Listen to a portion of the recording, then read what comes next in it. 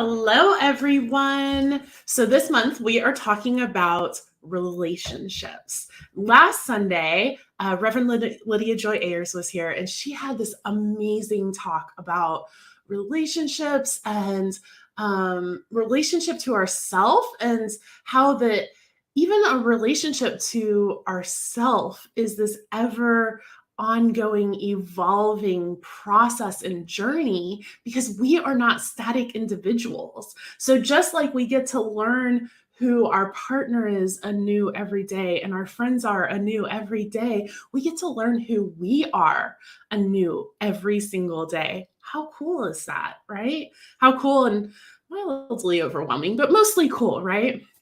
So we're going to be expanding on this idea of relationships. We've spent a lot of time on our relationship to ourselves last month with the body, and then last week with Reverend Lydia Joy. And now we're going to be moving more into this idea of relationships with ourselves, my goodness, relationships with others. And the thing that we are going to focus on this month, on Sunday mornings, and possibly even in these musings, but I never know where I'm going to go with these, but is this idea of intervulnerability.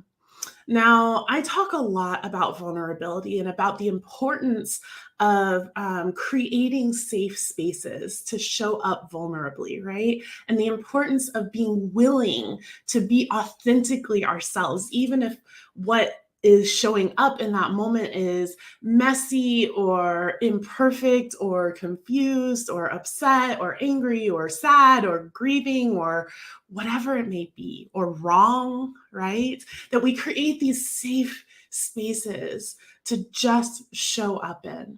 And I think that this idea of intervulnerability takes it even one step further, because I think that it's not that we need to cultivate intervulnerability. It's that we are intervulnerable. It just is what it is. And so we get to recognize and understand that and show up in a way that supports this deep, profound interconnectedness, this web that humanity has woven. In our teaching and even in our society, at least here in the United States, and I think other places as well, though maybe not to such a degree, we have this idea of rugged individualism. We have this pull yourself up by your bootstraps and anybody can make it if they just work hard enough.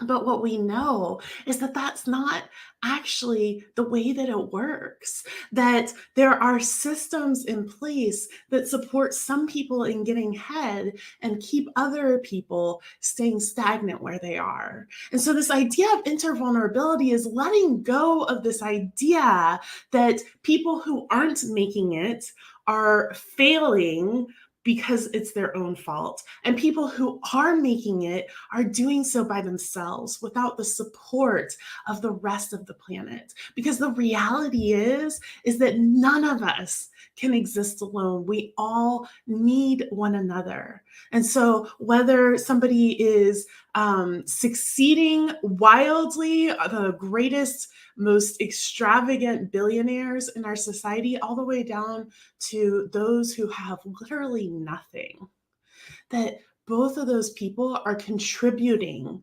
to the life of the other and everyone in between.